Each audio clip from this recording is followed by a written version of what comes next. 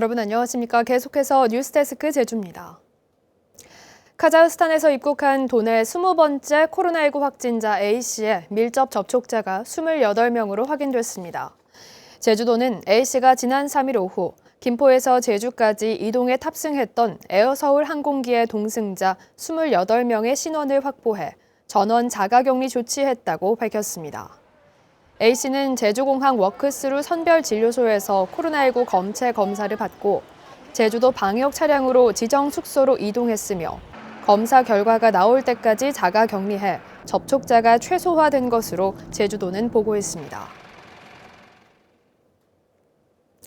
코로나19로 제한된 노인 요양시설 면회가 제한적으로 허용됩니다.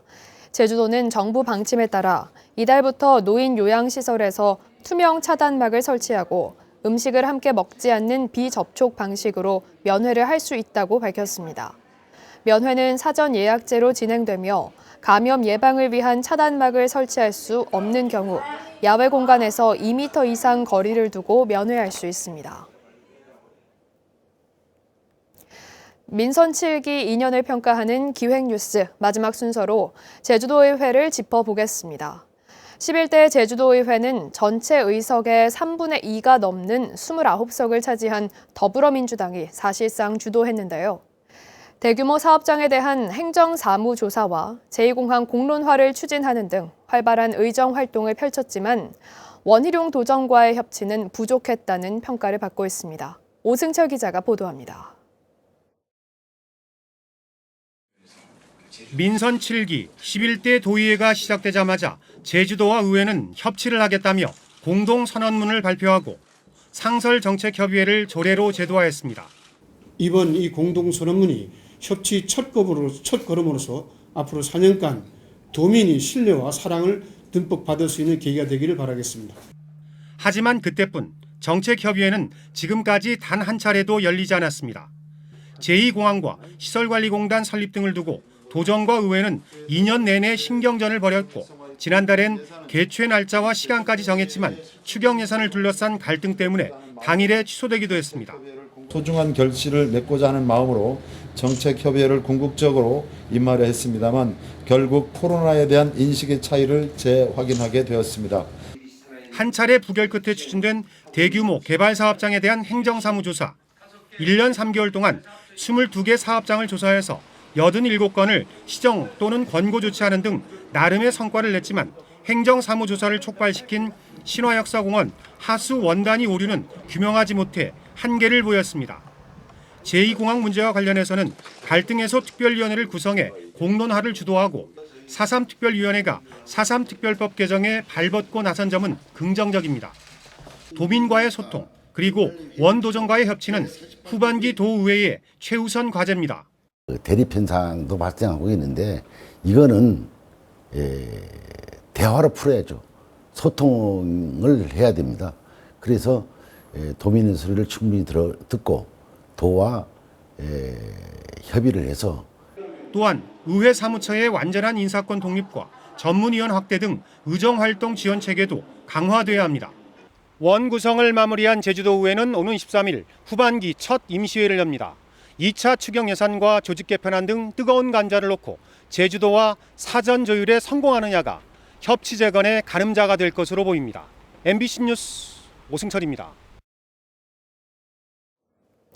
밤사이 주택 화재가 잇따랐습니다. 오늘 새벽 4시 10분쯤 제주시 연동의 3층짜리 건물 2층 원룸에서 방화로 추정되는 불이 나 방 안에 있던 56살 장모 씨가 기도 화상을 입어 병원으로 옮겨졌고 주민 8명이 대피하는 소동이 빚어졌습니다.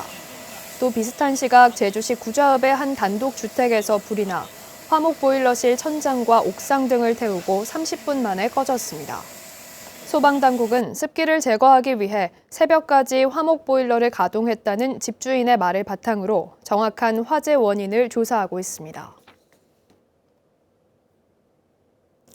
오늘 오전 8시쯤 제주시 노형동 월산마을 입구 버스 정류장 인근 도로에서 달리던 25톤 대형 화물 트럭에서 불이 났습니다.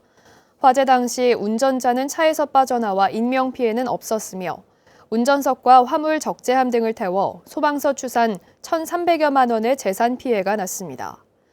소방당국은 배기계통이 과열돼 불이 난 것으로 보고 정확한 화재 원인을 조사하고 있습니다. 갯바위에서 낚시를 하다가 밀물에 고립되는 사고가 잇따라 발생해 각별한 주의가 필요합니다. 어젯밤 11시 반쯤 제주시 구좌읍 하도리 용문사 앞 갯바위에서 낚시를 하던 37살 A씨가 불어난 물에 고립됐다며 해경에 구조를 요청하는 등 이틀 동안 낚시객 3명이 해경에 구조됐습니다. 해경은 갯바위에서 낚시를 할 때는 밀물과 썰물 시간을 사전에 파악하고 반드시 구명조끼를 착용할 것을 당부했습니다.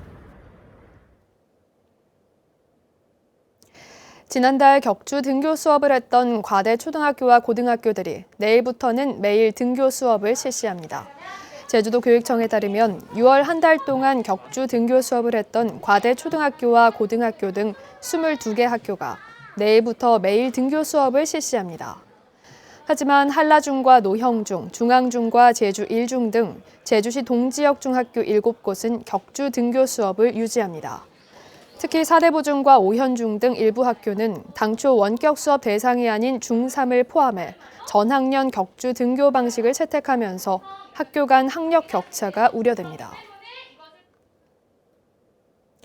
제주외고의 이전 여부를 논의하는 토론회가 이달 말에 개최됩니다.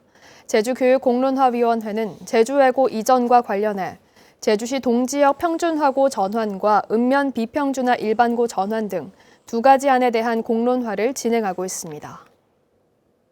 뉴스를 마칩니다. 고맙습니다.